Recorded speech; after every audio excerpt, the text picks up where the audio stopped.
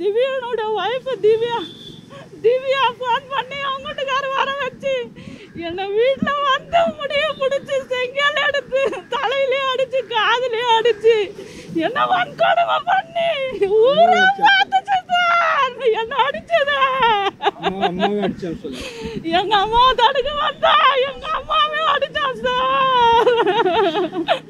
நான் திமிரி காவல் நிலையத்துக்கு போனேன், எனக்கு எந்த நடவடிக்கை எடுக்கல சார். நான் வாழறதா சாவறதான்னு தெரியல சார். என் வயிற்று மேலேயே எட்டி வச்சா எனக்கு அப்பவே பீரியட்ஸ் 10 நாளா போய் நின்றுது சார். அவன் என்ன வன்கடுமையா அடிச்சான் சார். ஆற்காடு ஆரம்ப சுகாதார நிலைக்கு போனேன் சார், அடுக்குமரம் போனேன் சார், வாலாஜா போனேன் சார். இந்த 2 மாசமா எனக்கு உடல்நல சரியில்லை சார். யாருமே ஆம்பளைங்க யாருமே இல்லை சார். என்ன அப்படி அடிச்சா சார்? ஆமா சார், பெரியப்பா வீட்டுல சார். அவங்க சண்டை வரணும் போல சார். அவங்க தான் எங்க வீட்டாண்ட வந்து என்ன தெருவிலையா போட்டு அடிச்சா சார். என்ன வன்கொடுமை பண்ணி அடிச்சா சார். இல்ல சார், நான் கூலி வேலை செய்யறேன் சார். என்கிட்ட எதுவும் இல்லை சார். நான் 2 மாசமா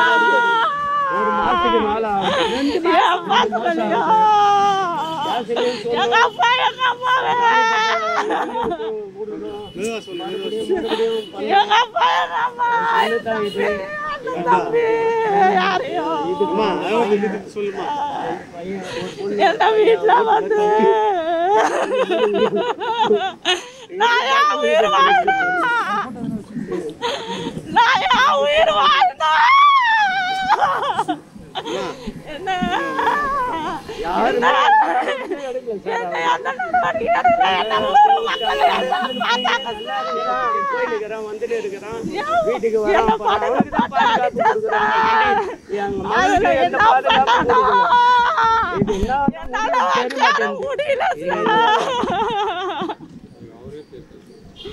என்னால முடியல சார். நான் ஊருல நான் எப்படி சார் வாடுவேன் சார்? நான் யாரு சண்டைக்கு போக மாட்டேன் சார். தெளிவா பேசுங்க.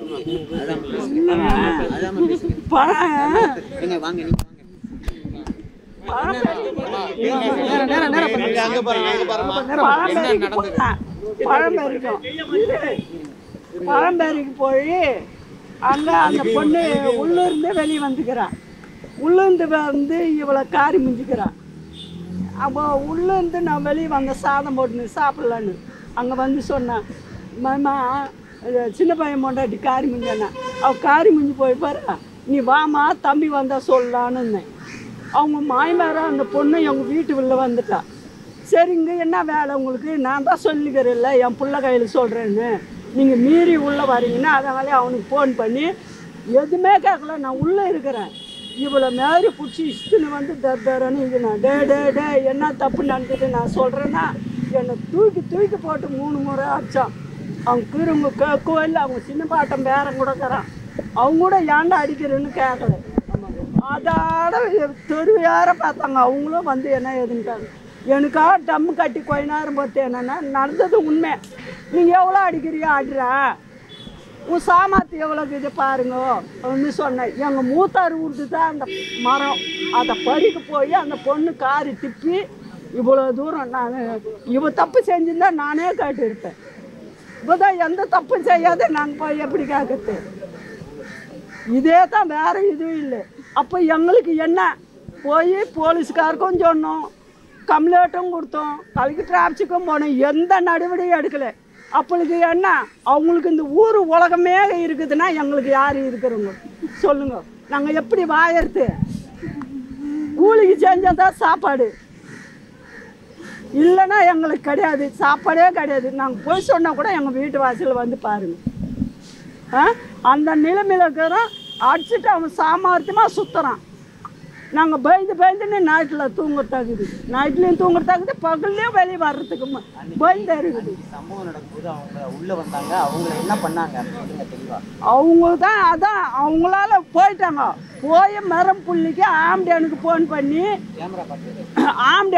பண்ணி அவங்க வந்து எதுவுமே கேட்கல. டேன்னு அதட்டுனுக்கிறேன். என்னை பிடிச்சி 3 முறை தூக்கி அடிச்சுட்டு என் பொண்ணை இஷ்டம் போய் துணியில்லாத மெனி மேலே ஒரு கால், இங்கே ஒரு கால் எட்டி வாயை பிடிச்சி நீக்கி எட்டி ஒதிக்கிறான். திருப்பி நான் எனக்கு தொலைஞ்சு போகிறோம் போய் கேட்டால் திருப்பி நான் அதே போல் அடித்தான்.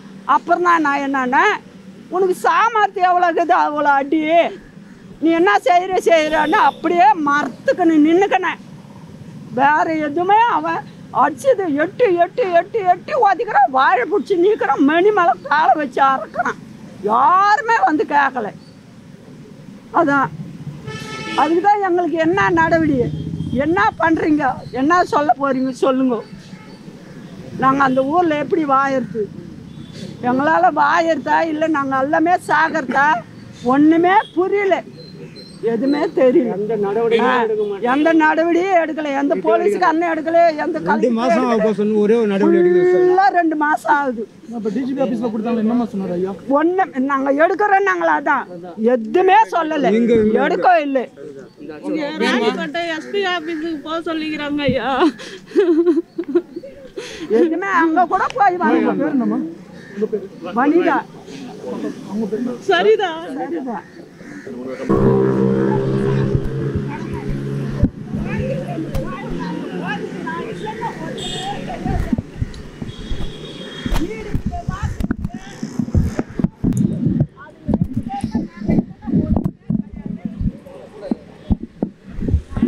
போகுது